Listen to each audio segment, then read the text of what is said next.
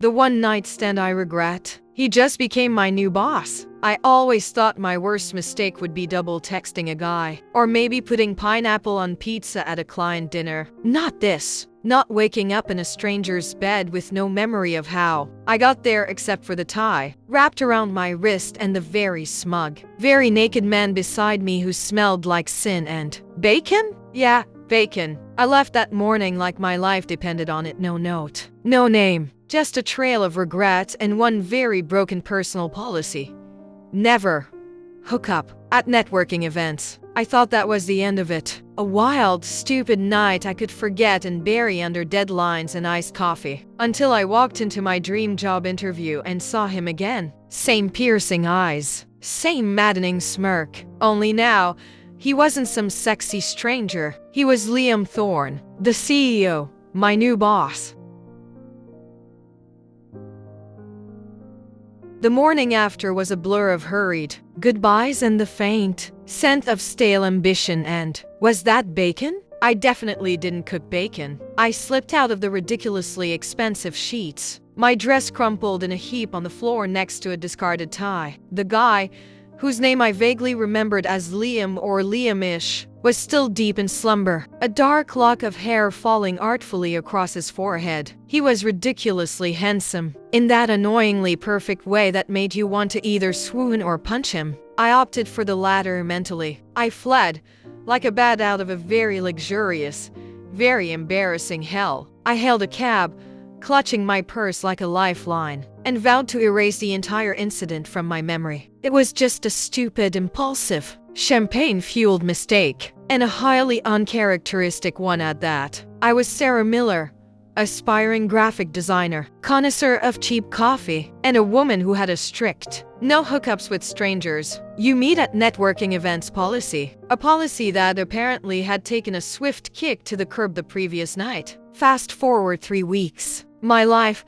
usually a serene river of design projects and the occasional Netflix binge, had become a churning rapids of job applications. Finally, a bite. Synapse Innovations, a cutting-edge tech company, was looking for a senior graphic designer. The interview went brilliantly. I nailed the portfolio review, charmed the HR manager, and even managed to make a witty comment about their office plant looking a bit sad. I was practically doing a happy dance in my head. Then came the final stage.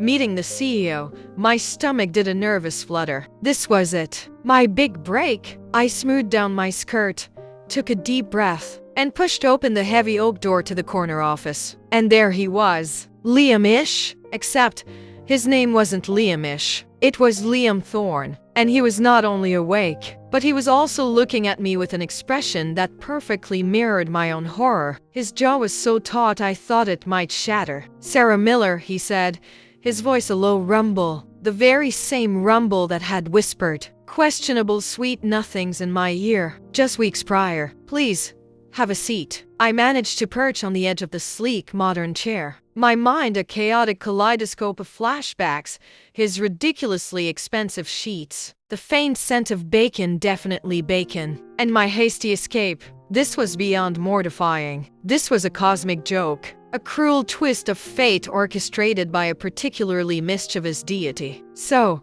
he began, steepling his fingers, his eyes, those intense, piercing blue eyes, boring into mine. "Tell me, Miss Miller, why do you think you're the right fit for Synapse Innovations?" My brain, usually a well-oiled machine of creative thought, had devolved into a sputtering mess. "Well," I stammered, I have a strong understanding of visual communication, and I'm very dedicated to fleeing your apartment like a scared rabbit, apparently." He raised an eyebrow, a hint of a smirk playing on his lips. Dedicated indeed. The interview was a surreal dance of professional decorum layered over an intensely awkward, unspoken history. He asked about my experience, my design philosophy, my long-term goals. I answered, trying to sound intelligent and composed, while simultaneously attempting to telepathically erase all memory of our one-night stand from his mind. It was exhausting. To my absolute shock,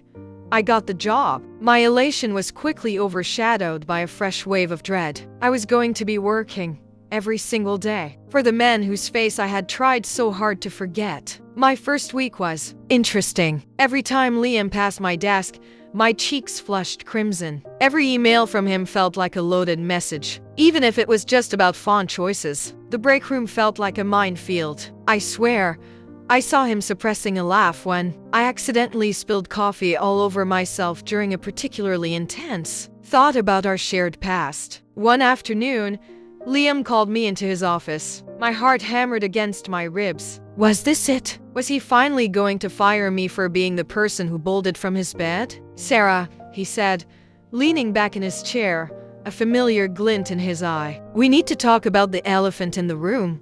Wouldn't you agree? My breath hitched. The elephant? I squeaked. Yes, he replied, a full-blown grin now on his face. The fact that you left my apartment 3 weeks ago without so much as a note. After I made you, admittedly very good bacon. I gaped at him. Bacon? That's what he remembered. Not my panicked flight, not my mortification, but the bacon. I was in a hurry, I mumbled, feeling my face heat up. He chuckled, a rich, warm sound that I begrudgingly admitted was quite charming. A hurry to avoid the follow-up, perhaps. Perhaps, I confessed, finally allowing myself a small, embarrassed smile. It was unexpected. For both of us, he agreed, pushing a folder across his desk. But here we are. And I have to say, despite the unconventional introduction, you're an incredibly talented designer. Sarah, your work on the new product launch campaign is exceptional. A wave of relief washed over me. He wasn't mad. He actually thought I was good at my job. Thank you, Liam,